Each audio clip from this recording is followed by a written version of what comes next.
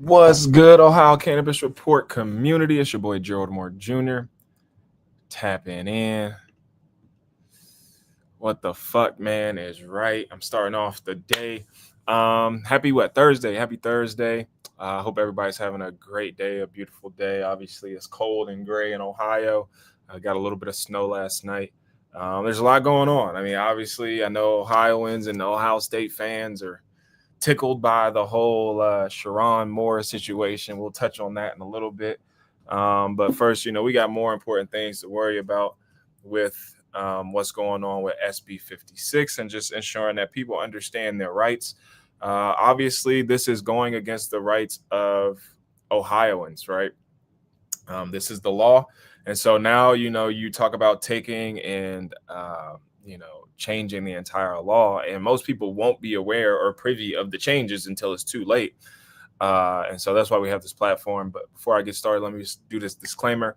My name is Gerald Moore. This is the Ohio Cannabis Report. This is for news and entertainment purposes only. I am not a lawyer. I am not affiliated with any of these cannabis companies. I do have my own partnerships with App Girls Cannabis. They are a Ohio cannabis brand. And again, they will be heavily impacted by the laws if SB 56 goes through.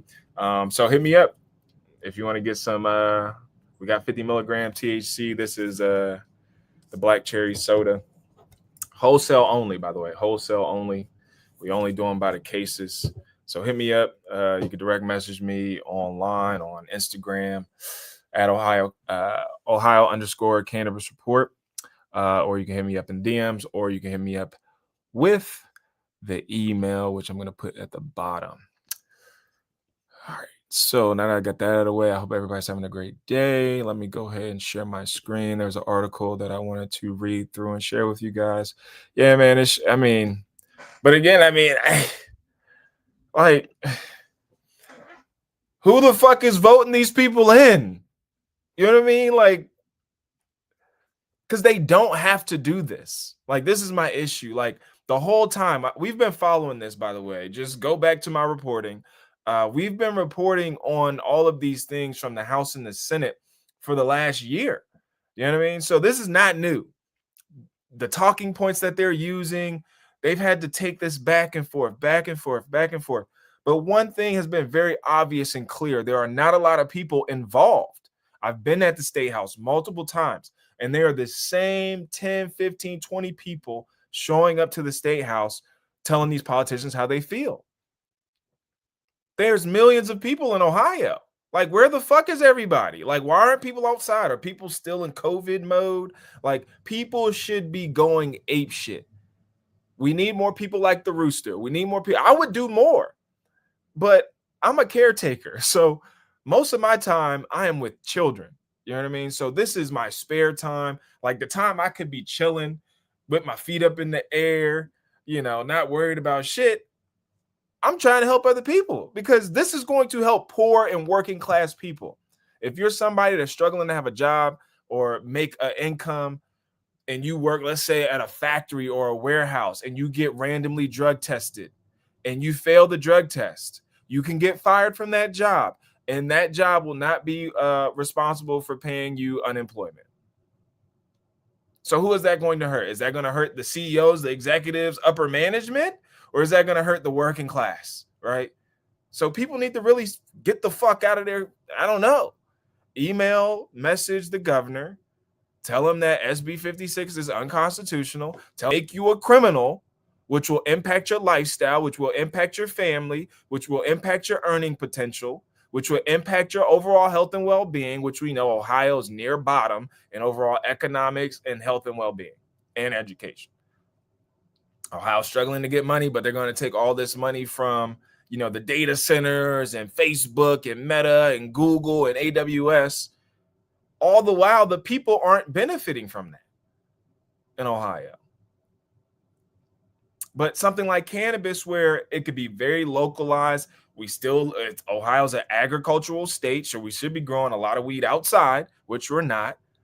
We should be incentivizing people to grow hemp, which we're not. We should be incentivizing people to create hemp products, which we're not. We should be incentivizing the workforce development of our youth into engineering, economics, marketing, science, botany, like agriculture through cannabis, but we're not. It's very basic stuff. We should be educating our doctors on the cannabinoids, but we're not. We should be educating our doctors and our medical folks on the endocannabinoid system, but we're not. You know what I mean? Like but again, if you're in the industry and you're an entrepreneur, you have to think critically and creatively. It shouldn't just be about, oh, I'm growing weed, let me sell weed. No, what are the other parts? How do you help people live a better, healthier lifestyle with cannabis, right? How do you help people get off of alcohol and opioids and other pain pills and use something more like cannabis, which is going to be better for them long term, right? It doesn't have to be intoxicating, right? You don't have to get the psychoactive feeling. You don't have to get THC. Some people want the THC. Some people are dealing with grief. Some people are dealing with anxiety, stress, depression, all of these things that it helps the brain, right, create those connection pathways. So that's why some of us like the THC, right? But again, CBG, CBN, if you're having trouble sleeping, if you're having trouble with chronic pain, CBD, right? All of these different cannabinoids. We should be teaching this. But guess what? Do y'all see any of the CEOs or executives from these big cannabis companies educating anybody, or are they just talking about their bottom line? So at some point, people have to start calling these people out. Like, these are human beings. Like, you'll call out a celebrity or NFL player for dropping a pass. Right? We in Ohio, Shador Sanders fucks up. Oh my God, he's fucking terrible. Now he's doing good. Oh, we should have been playing him. Should have drafted him first round. You know, Sharon Moore, something happened. Why don't y'all have the same smoke for DeWine, the same smoke for all of the 22 Republicans that were yays on SB 22 or SB 56? Y'all should have the same smoke. These people impact your lives every single day. You don't have to turn on football and sports. That is entertainment. But your day-to-day life depends on the laws, the regulations, the policies that are made by these politicians that have an agenda for their pockets. But guess what? You go to work and you're like, oh, I'm working so hard, and taxes, guess where your taxes go? To pay for their lifestyle, right? Most politicians, they're not making a lot of money. They make their money from when they get lobbyists and big CEOs and they get the backdoor payment, right? Or they get invited to the golf outing. They get invited to the special events for free. But guess what? The ticket price was $1,000. Oh, just come to the event. You'll be on the list. You know what I mean? And then what is in that event? It's other entrepreneurs, business leaders, politicians, lobbyists. Now you're shaking hands. Now it's a whole network, right? So if you end up fucking up, it's like, well, I'll just go work for this company because I made them a lot of money because I gave them a good deal. So what's happening, right? The Ohio cannabis industry is run by these major corporations. And you have OCAN, which is the lobbying arm. And then you have the patients and the customers. You have folks that are like, oh, I'll just go to Michigan. But again, why would you keep funding Michigan's tax dollars and tax revenue when you could be focused on your own, right? And you could do both. Like, I don't see why people can't do both. I don't see why you can't go to Michigan and still hold your politicians accountable every single day, right? Like, I don't see why you can't, do that. I don't see why you can't create content and call out your politicians. Like, this is freedom of speech, freedom of the press. That's the beauty of social media, the internet. Instead of using it for bullshit, use it to disseminate information and make an impact. So I think a lot of people just have to, get their heads out of their asses and realize, like, nothing changes if you don't change, right? Can't stand DeWine. And the problem is, too, people don't understand how politics works, right? Like, DeWine there were more people that voted for cannabis legalization than voted for Mike DeWine, right? And so in a state of 11.8 million people, you got to think, if 2.7 million people voted for cannabis, and that's more people than voted for DeWine, that is not a pure representation of the population. If there's I don't know how many eligible voters there are, right? But if there's 11.8 million people, you got to think half of those, how many, half of them are kids? No. You know what I mean? So you got to think people voted for him, consecutively because this is his second term, I believe. People are voting for these politicians. You can get them out. We could walk in there. If we walked in there 1,000, 10,000, 5,000 strong, we could walk into the state government office and escort every corrupt politician right now. We could overthrow the system because they can't. Again, this is a citizens-led thing. The state troopers, if you go to the state house, you don't need an ID to get in the state house. You just walk in. They check your bags, and it's the state highway patrol. And then you have access to the governor. The governor might just be walking around. You have access to all the state representatives and state senators. You can go to their offices. I've met with multiple state representatives. And you know what the main thing they tell me is? People aren't coming to our office. Nobody's talking to us. Nobody's calling us. Nobody's emailing us. So if you're poor, you don't have money, you can't get a job, healthcare sucks, the roads and bridges suck, there's no money for entrepreneurship, the government's corrupt. Look at the state house. So again, I'm one person, right? And everybody has their own ideologies, their own thought processes, I'm good. My mom's a lawyer. I was raised in a political family. I was groomed in Washington, D.C. So I know how this game is played in a lot of different ways. But unfortunately, a lot of people are so conservative. How are you conservative, but you're poor? Right? These people are fiscally conservative, right? Fiscally conservative. They're not conservative in their ways and actions, right? And so the whole time they throwing the Bible in front of you, but they're capitalists. They'll do anything for you to be a servant to them. And right now, that's what you're doing. They're putting these laws and practices in place because guess what? If all of our, if let's say half of our employees consume cannabis, but we work in a factory or we work with computers now I have probable cause to say, well, oh, we're going to drug test you. Let's say you made a mistake or something. You were late or it's random and now you failed the drug test. Fired. And then how easy is it to get another job once the job says, oh, why'd you get fired? Oh, well, I failed the drug test. And so again, I know it's not the best thing or the easiest thing, but for me, like the reason I chose the entrepreneurship role is because of that. Am I going to drug test myself? No. So as my own business, like when I go into partnership with other companies and businesses as a consultant or a contractor, are they drug testing me? No. So my job security is more dependent on my work ethic, my network ability, my ability to be able to understand the banking system, right? How to leverage certain things, right? How to leverage assets, how to buy real estate, sell real estate, you know what I mean? Digital assets, digital real estate.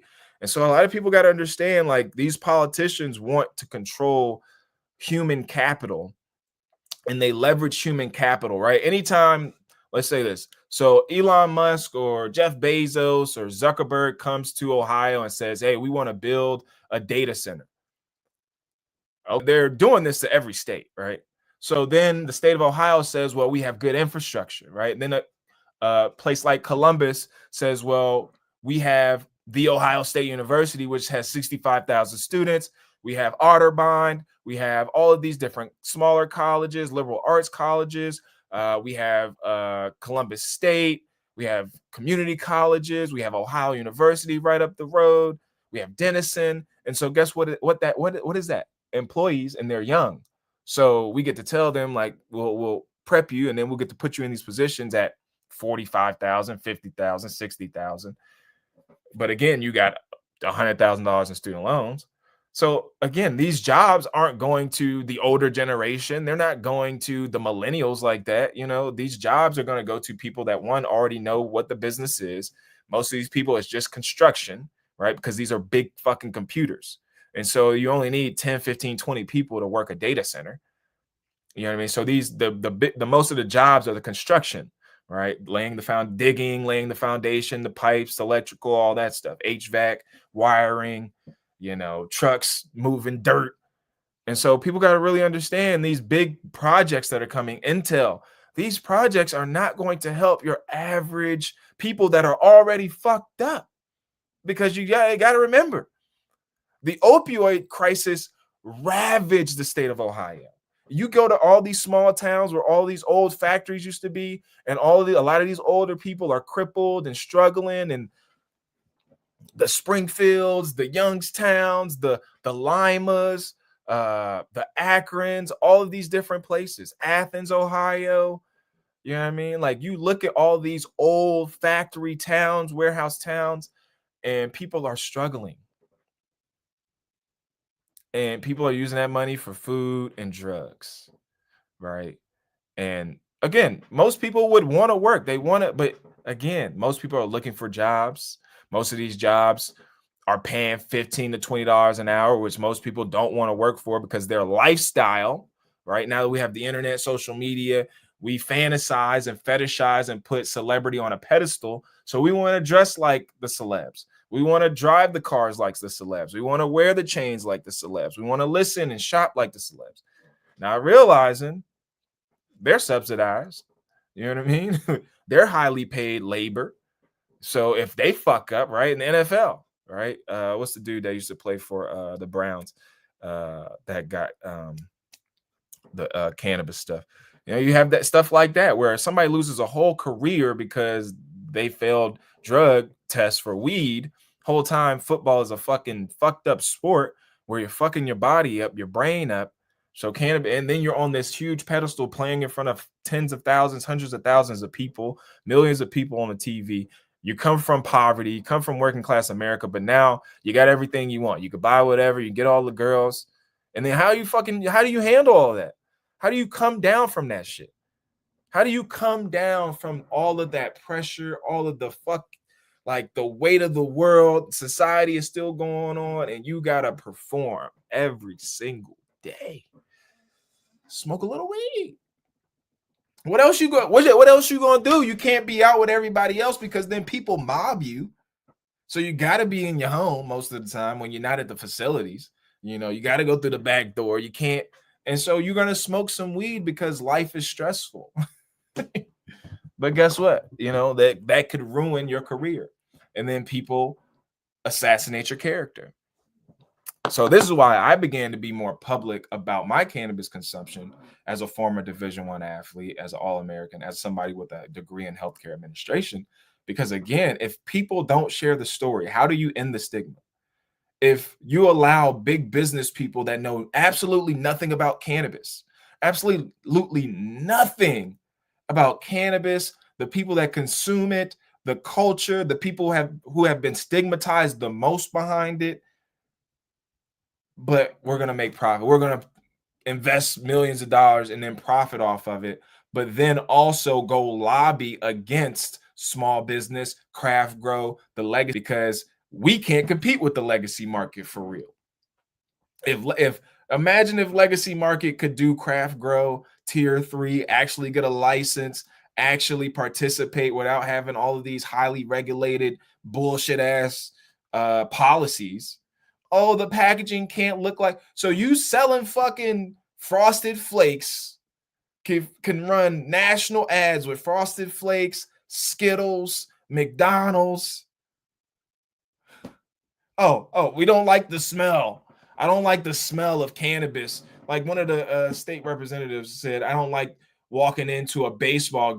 Okay, so you don't smell the exhaust from all the trucks. We're in Ohio, so people got diesel trucks, the exhaust, right? All the gas and fumes going into the air. You know what I mean? The burgers fucking stink. The beer. You got one too many Bud Lights. That shit stink. Don't stand by me. You burping. Like, come on, man.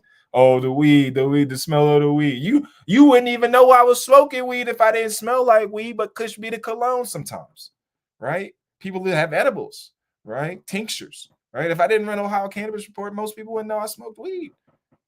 I went 20. I started smoking weed at 17. like 17, yeah, 17. And I didn't become public about my cannabis consumption until we started to talk about legalizing medical, which was 6 years ago. So that'd been what, 2019. So from the age 17 through college, through being an All-American Division I athlete, trying out for the NFL when I was 23, 24, all that time, nobody knew I was smoking weed. And I was a clean cut captain, right? Private school, two-parent household, highly ed, can speak well, smoking hella bud. Nobody knew. I wasn't coming to the facility high like that or smelling like it, like unlike some of my other teammates, right? Like I'd smoke, take a shower, get ready, put my stuff on, put some cologne on, go to the gym or go to the facility. Now you got some that are hot box right there in the parking lot, right? Which I ain't mad at. You got to get it how you live. Before I go to the gym now, I'm about to hot box. You know what I mean? Because again, it's part of my spiritual practice. So I think it's important that people understand how important it is to be involved in your state government. And I'm not saying you got to be a lobbyist. I'm not saying that you have to go to the state house and do it, but you should know, like you can email, you can call your state representatives, you can ask questions, I have concerns. I have some demands. You know what I mean? Like they work for you. If you live in the state of Ohio and you make money in the state of Ohio, even if you're on government assistance in the state of Ohio, the politicians work for you. They don't work for you, though, if your mouth is closed and you're like, well, I'm too busy. I'm working. I got kids. I got my entertainment. Well, then guess what? You deserve to be a slave then to the system because you're not leveraging your power in the system. And collectively, the problem is you have so many people that think they're better than somebody else, whether it's the skin of their complexion, the color of their skin, or where they live, or just some fantasy that they live in, that to think that a billionaire gives a fuck about you. Vivek Ramaswamy that lives in Upper Arlington, what the fuck is he gonna, how is he gonna even fathom what it's like to live in a low income community with 2 stoplights, with no jobs, with a poor educational system that people don't even want to know the real truth, because once you learn the real truth, it's like, damn, I may not be as great as I thought I was, which is okay because you got to get better, right? You got to grow, you got to learn. But a lot of people, and this is just from my observation, you know, like I've been in Ohio for 15 years. I'm not from here. So I don't have like this, I don't know what goes on here. But living here, I've seen it because I was in Athens. Athens was cool as fuck, and that's where I really fell in love with weed and Ohio in general, because the people of Athens, beautiful people, but the poverty in Athens was like fucked me up. And in Appalachian, just seeing how, you know, again, how far behind like people were. And it's like so much is going on out here in this world, and y'all don't even know because you don't even have internet. You don't even have high-speed internet to even know, you know, like you can't even make money online because you don't have the technology or the wherewithal. Like I've been online since I was 16, 17. My dad was a computer engineer, worked for the federal government most of my life. So I always had computers in my life. Like NIL started with football. I was thinking about NIL when I was in high school. You know what I mean? I was a signed model in high school making money, and I had to stop because it would have been an NCAA violation. But now, fast forward 15, 20 years later, NIL. And when I was telling people I was in college, we should be getting paid, everybody's like, oh no, the scholarship's enough. The scholarship's enough. No, they're making fucking billions of dollars for free. TV deals, merchandise deals, bars making money off of inflated prices on alcohol sales, jersey sales. You got to say concessions, selling $7 hot dogs, $10 Bud Light, the tickets. I mean, people making money off of reselling college tickets, right? I'm in Columbus, Ohio. They are reselling these tickets for $200, $300, $400, $1,000. But, you know, if you're stuck on stupid, if you're constantly engaged in bullshit, and they're going to do a whole bunch of shit over here, and you're still constantly engaged in bullshit, and then when the shit is revealed, you're like, damn, I'm fucked. And it's like people tried to tell you, but you ain't want to listen. Because I've been doing this shit for a minute, and I stopped for a little bit because I had some family situation. But again, I talk and people be like, "Oh, you too loud. You shouldn't be talking like that." What the fuck you gonna do? Like, I've already talked so loud, nobody's gonna hire me. I'm unhireable. I have never given a resume for a job. Never. Like, just like putting it in. Like, I'll give the resume once I know I got the job because they just need procedure, right? But most of my connections, relationships have gotten me jobs and opportunities. And so that's how I move about. But that also stems from me being a good athlete, me doing what I've done athletically, who my parents are, relationships, connections. And that's just life, right? But again, it also comes down to like business, politics. How do you use your influence, right? Once you have money, what do you do with your money, right? Once you have influence, once you have knowledge, once you have education, what do you do with it, right? Once you have some power and influence, how do you use it? And we're seeing how people have constantly exploited, working class, indigenous people, immigrants, poor people. Like we've seen it over and over and over and over again. A lot of times, poor people are complicit in it as well because they think, oh, if I help this rich person, they might look out for me. That's the thing. A lot of y'all think people be thinking like, oh, like, yeah, Trump gonna look up inflation. I bought gas for $2.29 the other day. I went by the gas station today. It's $2.99. I don't even look at the prices at the grocery store no more. I'm just like, shit, I'm buying it, and I hope my car go. It's crazy out here. My bad. I got a little rant. I'm getting a little hot. Like, they know nothing about cannabis for them to say you can grow 12 plants, but can't have more than 2.5 ounces, and you can't give it away because you can't drive with it since there's no packaging, right? Yeah, and they don't care. That's the problem. Like, they don't care to know because we had a lobby day, right? And one of the things I did, we had a lobby day where we had weed in the State House. So this is when I knew it was up. Shout out to Ronnie out of Ohio boys out of Athens. He's a former vet. Great story. Look him up. Great genetics, great grower. Really, really great guy. And so they had a lobby day, or we had a lobby day. And so it was a few, just concerned citizens, small businesses at the State House. And so the lobby day is all for, us to have conversations and educate the general public and also the state representatives. How many state representatives do you think showed up to that lobby day? We had maybe 4, and they were all Democrats. And then when the lobby day ended, I did some interviews, I did some content, and then as I'm leaving the State House, guess who I bump into? I bump into what's his name? Huffman, one of the Huffmans. So he's the senator. And so he's been the main one pushing this agenda for SB 56. And so I'm walking down and I'm looking at some of my content, just getting ready to leave. And I look up and I'm like, oh shit, this is Huffman. And I've never really talked to these people before. Like, I'm not like some journalist that, like, the Rooster. I love the Rooster because, like, I've had to protect my image a little bit, you know what I mean? But you have stuff like the Rooster that's inspiring because I'm like, it's the shit that I want to do.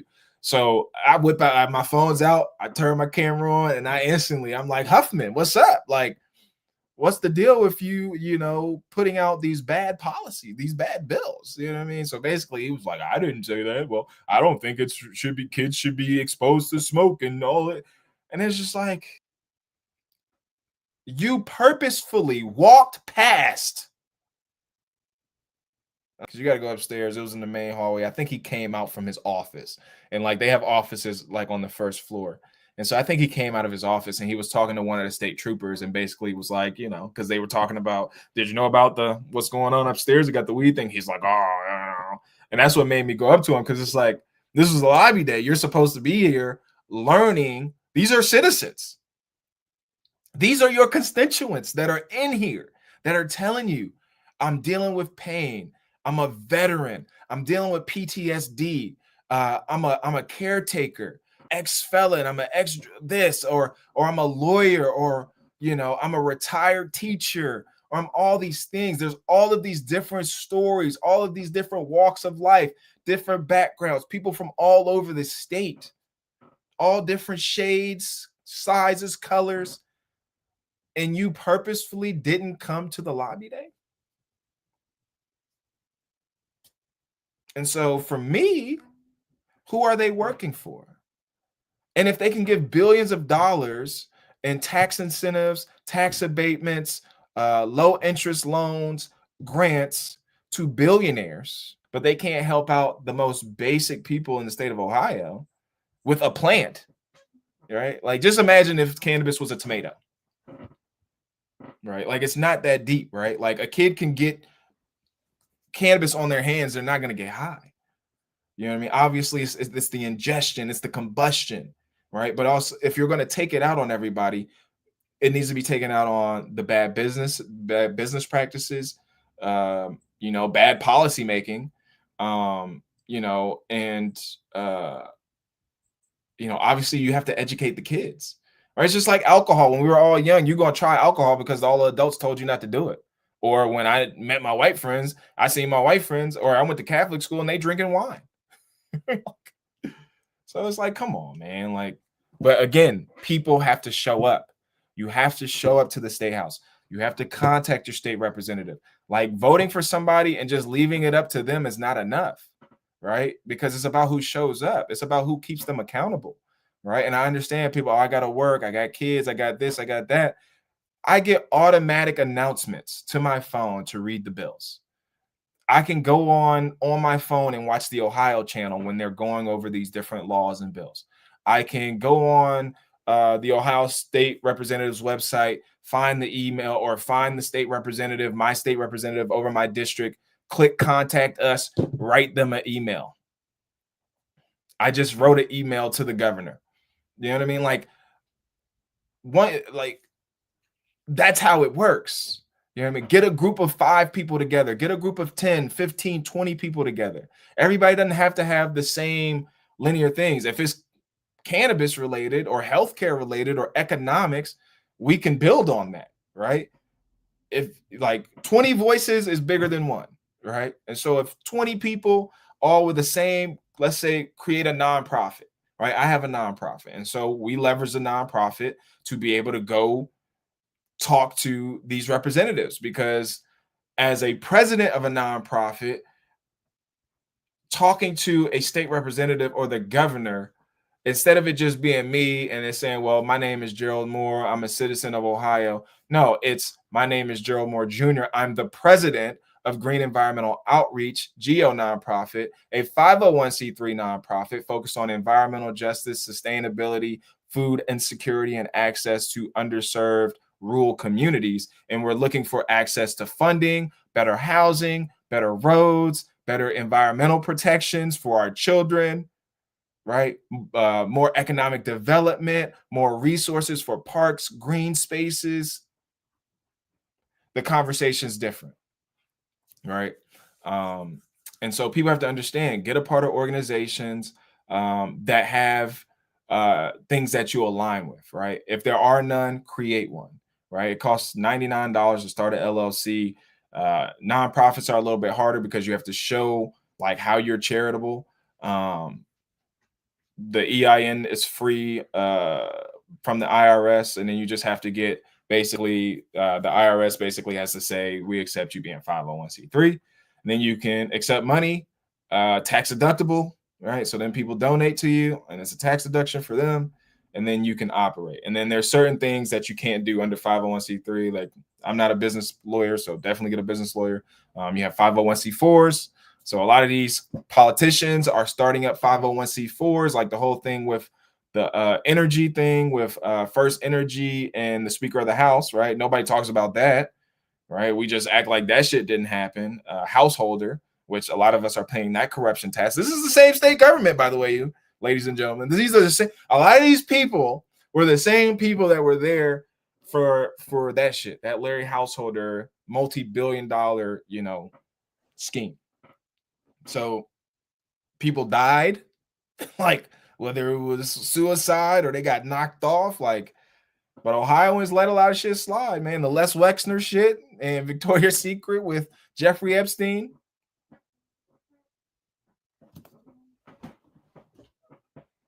Everybody just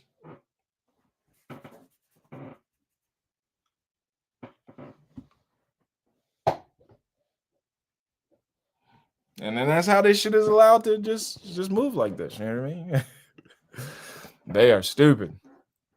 You know, shout out to everybody following, man. I think we're up to like 156, 152 subs. That's what crony capitalism does. Yeah, and I mean, we're in late stage capitalism now.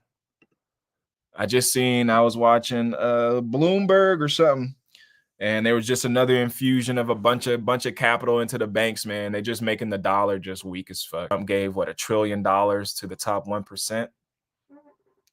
And then farmers lost out on 40 billion, and Trump said he's gonna give them 12. I mean, people gotta be honest. I mean, if you voted for this is what you voted for. Like, I can't, like, being in Ohio, like when Trump got sick that one time and that was 70 and the whole shit was just both sides, just Trump flags. I'm like, oh, this they on another level. I stay my ass in the house. Fuck that. I have my weed. I'm staying my ass in the house because you can't rationalize what's stupid. And you just can't. And there's no point of even trying to argue. I don't do the debating. I don't do the devil's advocate. No, the shit is plain as day. And I'm not saying Kamala Harris, any of these other people are better, but their policies, right? When you look at Obamacare, you don't like Obama, but you didn't have health care before Obama. What are you talking about? Oh, your SNAP benefits got taken away. It's an Obama policy, Biden policy. You poor white in rural America with no front teeth. And you mad at somebody because they came in and worked a job that you wasn't willing to work $13, $15 an hour for 50 hours a week. But an immigrant came and did it and they were happy. But you mad. You don't want to work. You want to be on TikTok, Instagram, YouTube all day? Fine. But you better build your shit up. You know what I mean? Y'all just be. So, you know, again, you get what you get and you don't throw a fit. And that's what I tell people. You get what you get. Just like I tell my kids. I got a toddler. I got a nephew. You get what you get and you don't throw a fit. And it's a lot of adults that need to learn that lesson. Because there's a lot of people that's walking around. They're adults, but they're children mentally. Lack of critical thinking skills. And it's frustrating because, you know, they be the loudest ones. They be the wrongest ones, like the most racist. Like, and it's like, damn, fuck. DeWine is horrible and Huffman is worse. They are a bunch of corporate crooks that want to exploit us. They don't want to. They already are for the use of this sacred plant. And then they want to scare us from Michigan for profit. Yeah. They don't care, never have. Well, you have to make them care too. A lot of people got to understand, like, they don't care. Like I was saying, they don't care because nobody's making them care, right? And that's why I started to do more of the media, because once you start, like, these people get scared when the cameras come out because they have to be, now you're on the record. And this is when I knew Ohio was really messed up. I think it was right before COVID or during COVID. It might have been like Trump's first term when he was running. There was a lot of stuff going on. George Floyd, Black Lives Matter, stuff like that. But at the State House, turned on the live stream, right? So you can go to ohiochannel.org, I think, or .com, one of those. And you can literally watch when, you know, they're going over these bills, Senate hearings, X, Y, and Z. You can literally watch these live. That mechanism hadn't been turned on. They had the cameras there. Everything was wired up. They hadn't been doing it until like 6 years ago, 7 years ago, something crazy. And I heard that and I was like, because what that means is, again, state capital is Columbus. The state house is in Columbus. They're doing these meetings, these hearings in Columbus. We don't have a metro system, a train system. So if you don't have a good car, if you don't have money, if you don't have a group of people that can travel with you up here, you're not coming to the state house to testify against some of these bills and laws and policies that these lawmakers are making, right? And so by it being virtual, it allows you to see what they're doing, and then you can send a message, right? Or you can contact them, or you can call them. Obviously, I'm in Columbus. If I wanted to go to the State House right now, it's 10 minutes away, 15 minutes away. You know what I mean? I walk in there with my camera, my tripod, my computer, set up shop, you know? But again, like I'm somebody, like I'm busy as fuck. Like I got kids 4 days out of the week. You know what I mean? And so it's hard for me to get downtown to cover some of this stuff. It's hard for me to fucking even keep up with everything because again, there's so much happening. And then to be able to create content, come on live, go on Instagram, go on TikTok, do my website. That shit is time and energy. So I think a lot of people get it misconstrued. Like anybody could do what I'm doing. Anybody could do what the Rooster's doing. The Rooster is making money off of people donating and subscribing to his platform to do what he's doing. And he's doing a hell of a job. And the reason he's able to do what he's doing, because a lot of people don't understand, a lot of people still looking at traditional media to cover certain things. Traditional media is a for-profit business. Most of the people that own these traditional news media companies are billionaires. So they're incentivized not to truly do all the deep digging and deep investigation. I know because my wife's a news anchor, right? And so even though they do very good stories, you'll have somebody like Colleen Marshall, they're 30-second clips, 60-second clips. It's not enough information to give you the whole story. And then most people aren't going to the website and actually reading the article or the report. They're just watching it because it's on the news, and then they hear it and they see it and they're like, damn, and then they make their decision based off that. They're not going and doing a deeper dive. And that's the problem.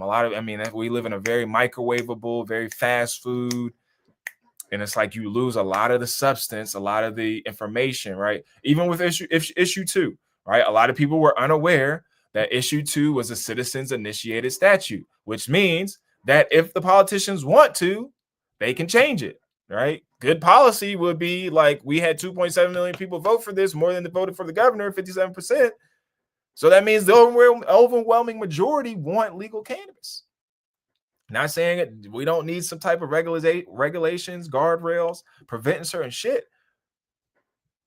But if the people had known, right? And then you have people, well, we should have did a constitutional amendment. Well, how many people know about a fucking constitutional amendment? This was the best. I mean, people have been trying to get cannabis legalization passed for a long time in Ohio. So this was one of the easiest, fastest ways to get it done. What this will do, what people have to understand, even if it does become law, the governor signs it, the state is about to get sued by these companies. The problem is us as citizens should probably be suing the state.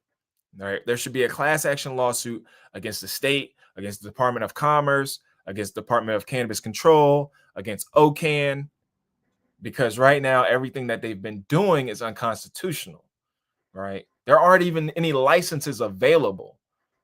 So even if you had the money to apply for a cultivation, processing, dispensing license, you couldn't get it. You can buy one, right? Somebody could sell you one, but you can't get a license. There are no more license. And so people have to understand how the policy works, how the law works. And again, right now should be the greatest time for people to be like, fuck all of this shit. I'm going full disruptive. You have to change. You have to do something different. It might be uncomfortable. It is going to be uncomfortable. But my life has always been uncomfortable, right? And I think a lot of people have been comfortable and, they haven't been challenged in a lot of different ways. They've been able to move throughout society. Things have been given to them. They just walk into opportunities.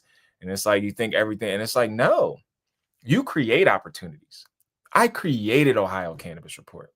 I created Athletes in Cannabis, right? Like, and then I keep doing it. You know what I mean? Like, I'm not making money from this. You know what I mean? I don't even ask for donations. I should, but I'm not a salesperson. Like I worked for Verizon for 4 years. I've done sales. I hate sales.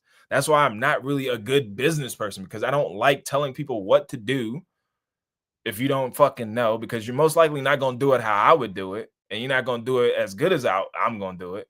You know what I mean? So it's hard for me. Like I'm terrible at delegating. You know what I mean? And I don't like being over people. I don't like micromanaging. You know what I mean? I want to show people the game. Like, this is how the fucking game is. Like, it's all smoke and mirrors. You know what I mean? And when you start being around wealthy people, elite people, like I went to private school and shit. So I've been around just wealthy motherfuckers. Like, and you see how they move.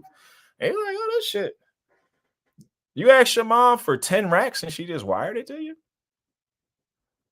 Your mom pays off your credit card every month? You have an 800 credit score coming out of college? Your parents pay for uh uh your student loans? Your parents are still paying for your vacations? Your parents are still paying your rent? Your parents pay for the down payment on your mortgage? Your parents are still paying for your car insurance? And people don't, that shit adds up. And then you get to live a life, like, even if you're working at Starbucks, if your mom paying off your credit card, your dad paying your rent, you're still on your parents' family plan, insurance, you living the dream, subsidized. But people aren't, a lot of people, they'll talk hella shit and then won't say, like, yeah, my parents still pay for my whole lifestyle. I'm 35, 40. You know what I mean? Just ignore it. Like, they ignore that shit. Oh, let me see. I'm sorry, Mr. I feel you, man. I feel you, man. The corruption is so blatant, and I'm going to sarcastically put Chris Homegrow on a piece of paper on a jar. Will I get a misdemeanor for that? Do I need a COA? Someone's got to ask Amy Acton about weed. Maybe she'll overturn it. That would help our cause. Well, and the Amy Acton thing, I mean, that should be one of her, like, we need more progressive politicians, right? And so even if you're a Republican, like, there are some of the Republicans that are pro cannabis, right? They might have signed the bill, but they'll say, oh, I smoked some cannabis, I've consumed, right? But we need more cannabis, forward thinking, progressive, like almost cannabis first, right? Because when you think about cannabis first, it's really understanding cannabis and hemp as an agricultural plant, right?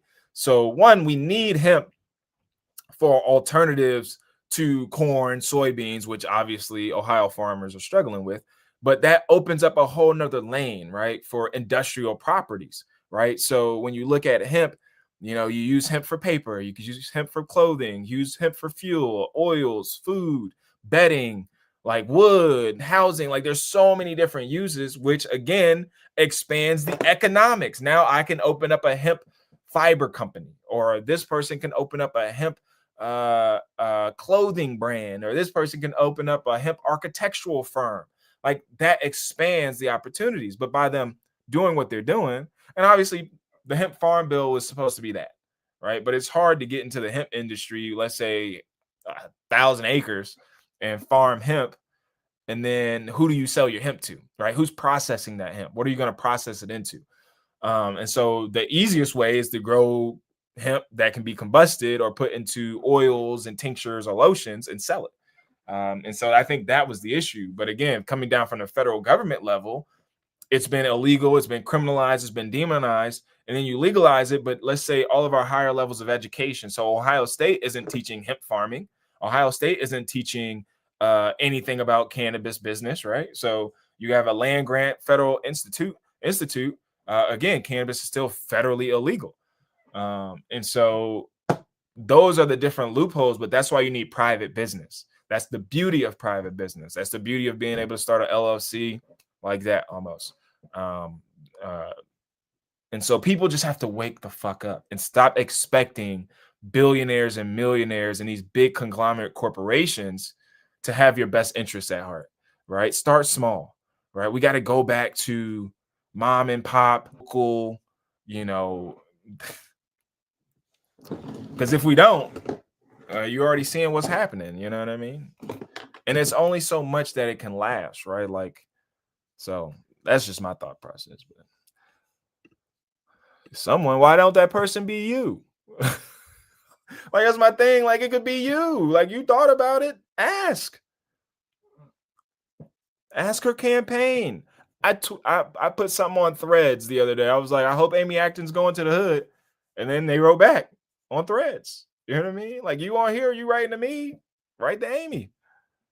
Another issue is that banning hemp and making it illegal to have Michigan cannabis just opens up shop for drug dealers.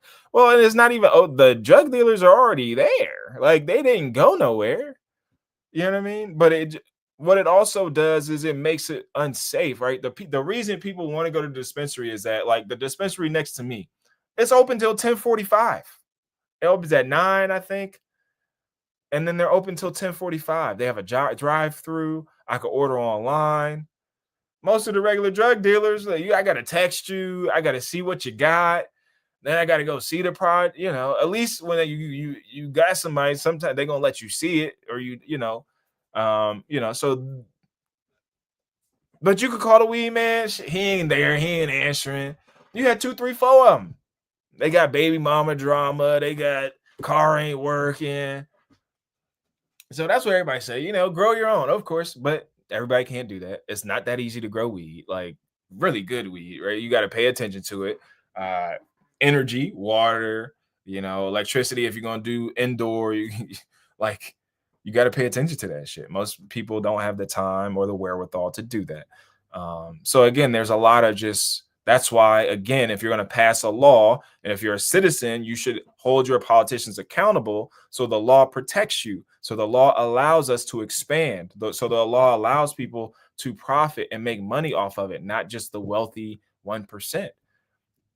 You know what I mean? And that's why, you have to talk to these people. You have to engage. There's people 40, 50 years old, ain't never been to the state house, ain't never messaged their state politician. But then you wondering why your boss is pimping you. You're wondering why, like, the city council is going to tell you to go to the state house. Literally, city council president Shannon Hardin for Columbus. Finally, somebody walked from City Hall to the state capitol because it's only 5 minutes away. You know what I mean? To demand something, some type of accountability. But again, like people should be going to the state house and demanding accountability and, holding them accountable. Guess what? It's a powerful thing. Everybody can go live now. Everybody. Like, you don't have to be like, oh, well, no. Stop being just do it. Just ignore it like they do us. Laugh out loud. Sorry, I'm catching it. I be getting on my rants. Yeah, this is my packaging. Yeah, so then look at this, right? So if I got, and this is not promotion or anything like that. So if I pick up this, I do some testing and reviews, right? So this is supposed to be Buckeye or Butterfly Effect, Grow Ohio's premium flower, right? There's no flower in there, right? Because I took the flower out, right? So now I'm a criminal if I travel with my lockbox bag and I put the weed in here, which works as a 2-for-1. It's my container for my weed and it's a grinder. So now if I get pulled over because my tail light's out, I didn't put my turn signal on,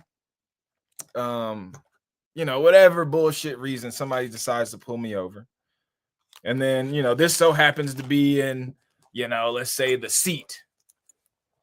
Because, I was in a rush and I just tossed it over there because, it was locked container. Whether I smoked earlier, it doesn't matter, but it could be on me, so it could smell like I smoked. So then that's probable cause, right? So now I get taken out of the car. The car gets searched, and now I'm seen as a criminal because now they're going to say, "Oh, this is outside of its original container." Well, what? I grow my own weed. This is the original container. When I harvested my weed and I put it in this jar, this became the original container. I don't have that. And so that's what we have to contend with. And it's going to be, any and everybody. And it's mostly going to be poor people. So if you're poor, working class, living paycheck to paycheck, I advise you to get in contact with your state representative. I advise you today to contact Governor DeWine and tell him to veto SB 56 because that's his power. He doesn't have to sign it. Just like They didn't have to create SB 56. They chose to. They are spending our taxpayer dollars doing this. They could be focused on healthcare. They could be focused on roads and bridges. They can be focused on economic development. They could be focused on spending money to ensure folks aren't struggling and relapsing with opioids. We should be teaching people like cannabis isn't a gateway drug. It's a gateway drug off of opioids, off of harsher drugs. You might use less alcohol. But no.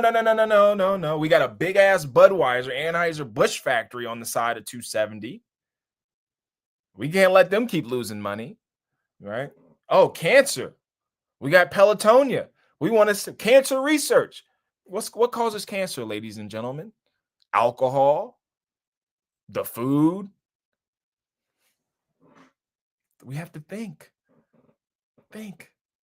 Cause, effect.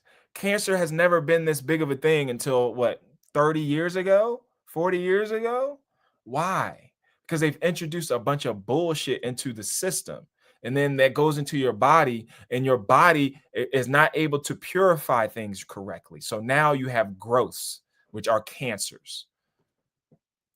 You live in Cancer Alley in Mississippi or Louisiana because all of these pollutants are in the air from these oil companies and plastics companies. All right, you look at what's the place, East Palestine, where the train overturned and all the toxins, and they just lit it on fire. So all those toxins go into the air and they spread out, and then what do? They come down. And then the stuff that's seeped into the ground, into the water, right? When it rains, the water runs right through it, takes it right through the ground, now it's in the water supply. So then in the next 20, 30, 40 years, what are we going to hear? A bunch of cancers, a bunch of sicknesses, the kids, the youth. Oh, people just move. You're going to tell somebody to uproot their whole life, their whole family, all they know, with what money? You know what I mean? And so then they settle and they give you what? 30,000. Don't you go, that 30,000's gone. And so you have to hold these big corporations, these CEOs, executives, state representatives, state senators accountable. I know it's scary. I'm not telling you not to protect yourself. I'm not telling you not to do certain things, but you know, that's all I know. I mean, and just from my experience of what I've been able to do. I grow. It's not easy, but it isn't hard either. Yeah, you know, I think the hardest part is the just knowing what, you know, what to look out for, right? Which it's like anything, you know what I mean? But again, you have so many people that's just lazy. I think the hardest part was probably, you know, just making, well, for me, I was moving a lot and we had vacation. So my drying process and harvesting process was the, like, when should I take it out? You know, because I did outdoor as well. So like, when are we gonna have the first frost and shit like that? So but if you're doing indoor, like, I know there's a lot, my homie got a box that does everything automatically. Like, but also I just think we need more growers to just, like, I used to be the person, like, I never bought weed. Like, my friends would buy the weed and then I would smoke it. You know what I mean? Like, um, you know, so again, everybody doesn't want to do it. You know what I mean? Some people just like the benefits of the plant. I think it's a beautiful thing to be able to grow the plant. I mean, mentally, I think the mental health part of it, man, growing and being out in the garden, you know, listening to some music, you know, adding some fertilizer, you know, trimming the plant. For me, especially this past year, was I can't tell you how beneficial it was, because there were times, man, I was just losing it, or I felt like I was losing it, or, you know, things were just overwhelming. And it wasn't even just smoking it. It was just like the plant, watching the plant go from a seed to a sprout to this to that, or watching a clone grow, or watching the, you know, like that shit was the most beautiful part. But we also need more growing classes, right? Like, people, like, it's not hard, but we know people not that smart. And I try to be, people aren't that smart. And people just don't have the will, the drive, the determination. Oh, what do you mean I gotta go buy um the little box. I gotta get the lights. I gotta get the fans. I gotta get the dehumidifier. I gotta get. Plus, you gotta have space and you gotta have money. Like I mean, it definitely comes with something. Just print something up. It doesn't matter. Like I could print up with anything. It's not original. It has to. What they're basically making you do is saying you have to go to a dispensary. That's why they're also trying to take Delta 9, the drinks, and put those at the dispensaries because the owners of the cultivators and dispensaries are the ones in the ear of the politicians. Like, you can't crush our business, but this is what we could do to incentivize people to make people go to our dispensaries. You know what I mean? So it's like it don't matter. Like they're gonna get you regardless. It's ridiculous. They hijacked the money part of it too. And big alcohol had a play in the hemp drinks. By the way, Cleveland smoke shops have some bomb flower, good prices too, but no more. Yeah, they about to get rid of all of that shit. All that shit about to be gone. It's time to revolt though. Like I don't know what people are waiting for. Like if COVID wasn't the sign, like everybody just went right back into being peasants again. I'm gonna read this article real quick. What time? 1:49. All right. You could look this up too. This is Ohio Capitol Journal. These journalists are at the State House. So this stuff literally comes right from the State House. Did Ohio GOP lawmakers uh, marijuana reform just create a bunch of new crimes? So, Ohio lawmakers have sent a bill changing marijuana policy to Governor Mike DeWine's desk, creating a slew of new criminal offenses, from buying weed in Michigan to smoking it in public areas. It's taken years, but finally, recreational marijuana policy is heading to the finish line. This was an effort by the Republicans to make changes to the legislation to make it better, lawmakers have continued to say. Let me know in the comments, guys, if this makes it better.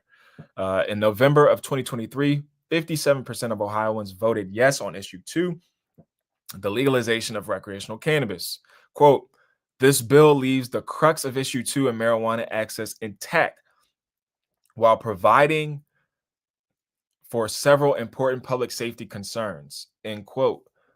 And how is that? Because this is going to create more public safety concerns because now people are going to be doing more legacy work. Senator Steve Huffman, Republican from Temp City, said about SB 56. While Republicans like Huffman are happy about what they call a compromise, creating some restrictions but keeping the amount of marijuana you can have the same, Democrats call it, quote, bullshit. Senator Minority Leader Nikki Antonio, Democrat from Lakewood, said. Antonio is frustrated, and so is marijuana policy researcher Karen O'Keefe. Quote, it's a slap in the face to voters, O'Keefe said, end quote. Voters overwhelmingly voted in Ohio to legalize cannabis full stop. And this creates numerous exceptions where, and what is that word? I'll never even.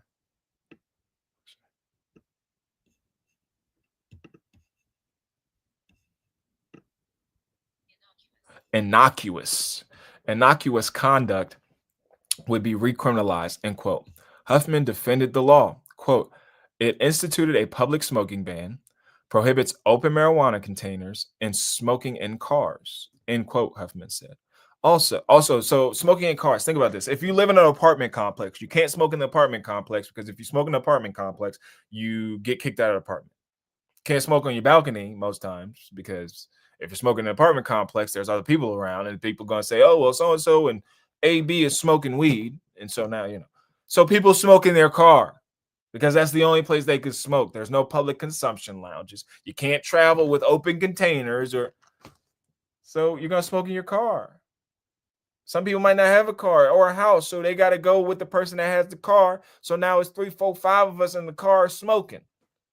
Who is that going to impact the most? Working class, poor people, black and brown people. Because I know a bunch of white kids that's living, smoke out the basement, smoke in the backyard. smoke in the garage in their car. You know what I mean? Like I got a garage, so I can go smoke in my car in the garage. You know what I mean? Like, come on, bro. I also have a yard, so I grew my own weed outside, which again, privilege, which everybody should have that privilege. Also, it gives landlords the ability to prohibit smoking and vaping, bans outdoor venues from allowing marijuana, and requires all products to be kept in a safe package. They in the same package they were bought in. Quote, imagine if you have a pill container where you track your dosage because it's medicine. That would be a crime, end quote, O'Keefe said. The open container law is one of the most worrisome, she added. Quote, if you have a baggie of edibles in the backseat of a Lyft or a public bus, if it had ever been opened, you would be a criminal, end quote, she said. It also makes it a crime to buy out-of-state cannabis. Federal law currently doesn't allow marijuana to go across state lines, but it isn't enforced. This would be an enforceable state provision preventing a citizen from going to Michigan, where the weed is cheaper to buy. Quote, if you're a medical cannabis patient in the state to the north, you would be a criminal, end quote, O'Keefe said. Also, everybody doesn't have access to accessible cannabis locations and dispensaries, right? Because somebody may live closer to a dispensary that's in Michigan. The legislation also removes protections against discrimination for housing, employment, and even organ donation. Quote, in the voter approved initiative, there was language to stop a person's life from being ruined for cannabis in a number of ways, in addition to the criminal offenses, end quote, O'Keefe said. Quote, one of those was that a person couldn't be denied medical care, including organ transplants, just for being an adult use cannabis consumer, end quote. Democrats also argue that a provision would allow for police to have probable cause during traffic stops if someone is a known consumer of marijuana, which again, probable cause is smell. If you smell like weed, if let's just say you just smoked at home, not even in the car, and you get pulled over and you smell like weed, that is probable cause now. Your container was in the bag. But now we have probable cause to search your car. Now you're a criminal. Just letting y'all know. Don't say I didn't tell you. Don't say I didn't warn you. We asked Ohio Senate President Rob McCauley, Republican from Napoleon, his response to worries over what advocates call the recriminalization of marijuana. Quote, I don't really subscribe to that. You see the question. We asked Ohio Senator President Rob McCauley his response to worries over what advocates call recriminalization of marijuana. I don't really subscribe to that, McCauley responded. Enforcement of new crimes, like having gummies in different packaging, won't be a priority for law enforcement, the president said. Quote, there are a variety of provisions in this bill. It's not something that's going to be heavily penalized, but it's something that we need to make sure that police have the tools necessary in an event that they need to be able to enforce, he said. This will just lead to selective enforcement. Exactly. Like just like they've always done, they will over police certain communities. O'Keefe said, hurting marginalized communities, like I've been saying before I started the article, that have historically been negatively impacted by the drug convictions. Quote, if you're African American, you're far more likely to have a criminal record because of this kind of disproportionate enforcement, she said, end quote. We asked if O'Keefe thinks there will be more, end quote, O'Keefe replied. Quote, in Minnesota, more than 3,500 people have been arrested under an open container law. I expect that we will see thousands more people arrested, end quote. The bill now goes to Governor Mike DeWine, who says he will review it, but many marijuana supporters are hoping for a lawsuit. Adding insult to injury, the lawmakers also took away Issue 2's funding for expungement. Quote, so now you want to lock up people, but then take away the funding for expungement. Quote, this has some very kind of Miliquist toast. Maybe what type of milk toast?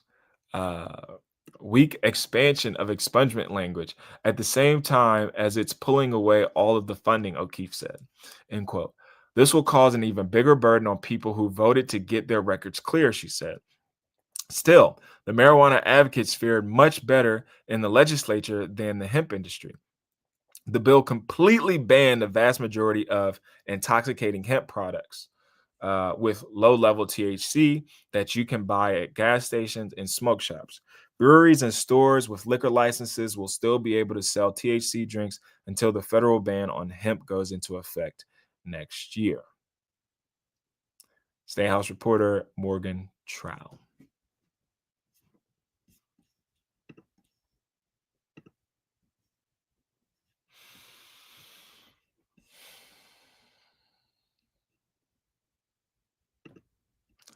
I've been to the State House for the weed in 2023. I promise I was active for homegrown rights. We won that part at least.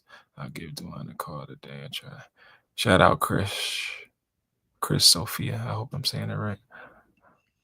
Yeah, I mean, everybody just got to do their part, man. Like, I think we've gotten so invested in the capitalism and the competition that people have failed to realize that half of the shit is bullshit. You know what I mean? Like half of these companies are bullshit. A lot of these executive CEOs, probably they just bullshit, man. Like freedom is freedom. Being able to say whatever the fuck you want to say, do whatever you want to do without, like, and I'm not saying go kill somebody. Like, no, like smoking weed though, growing weed, moving it about, sharing it with friends.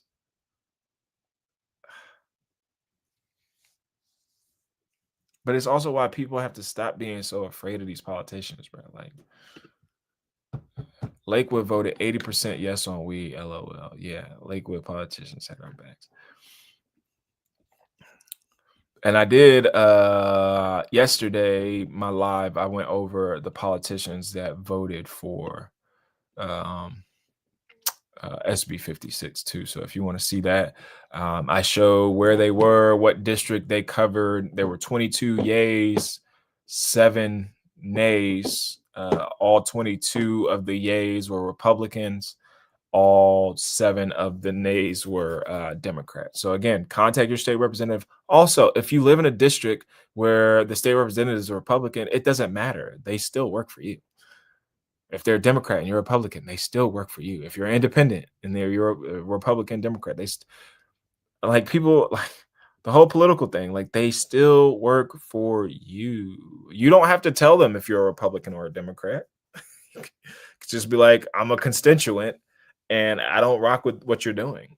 And so you should change, or I will tell my community, we will create a public town hall and we will figure out a way to replace you. And once you start putting people's jobs on the line, once you start showcasing them publicly online, things change.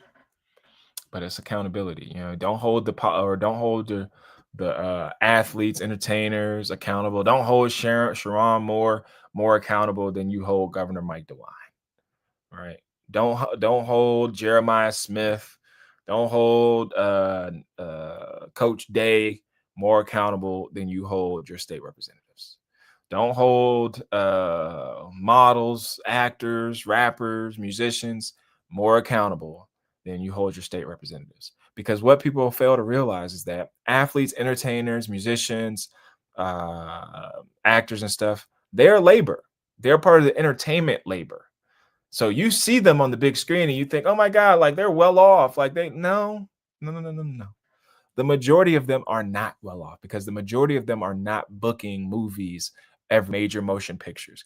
These artists aren't having sold out stadium tours. They're not selling tons of product. You know what I mean? Like they just have big fan bases. Like they are showed in this light, in this image, but their power is often limited. And oftentimes they live in communities and cities that they're not heavily active in because they're constantly traveling, to make money.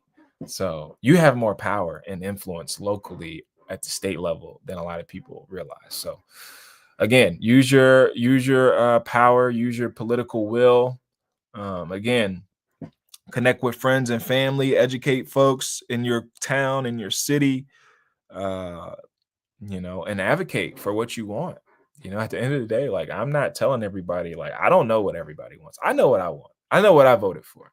I voted for issue 2 because I appreciated the movement. I didn't think issue 2 was going to be just a fell swoop and just like fix everything. But I also was unaware of the constitutional amendment versus the citizens initiated statute, which is just a part of learning, right? Which is a part of civics. But again, we live in a country that doesn't really teach us, really how to be actively involved in the political landscape. And a lot of people are like, well, I can't be involved because I don't have the money, right? I don't have the time to take off to go to the state house. But what people have to understand is that's why you can go watch it online. So guess what? You're at work. And while you're at work at 10:30, 1 o'clock, on the Ohio channel, they're doing a live. And guess what? I got my little headphones in. Instead of listening to music, how about I listen to what they're going to talk about with FSB 56? And then it will give me the information. So then after I'm done work, or even when I'm at work, because I know people be doing all types of bullshit while they're on the clock, I can type up a little email. I can type up a little note and a letter to these politicians, these state representatives, about how I don't like what they're doing. And if they don't change, we're going to demand change. And that change is going to be to get their ass out of office. You lose a job, sir. You're fired. What Trump say? You're fired. All right, man. I appreciate y'all for tuning in today. I'm done. I'm out of it right now. Make sure you guys like, comment, subscribe. Keep showing love.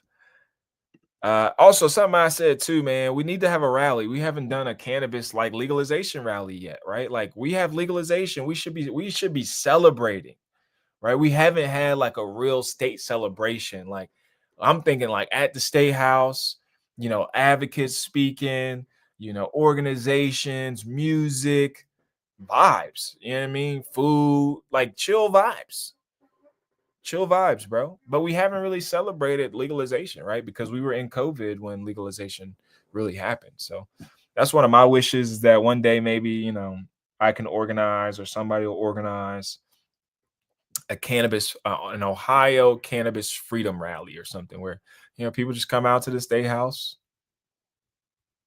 and vibe, bro. They suck. Appreciate you, man. I appreciate you guys for tuning in. Yeah, get a permit and make smoke up anyway. And see if you just. They can't. The thing is, they can't arrest all of us. They can't lock us all up.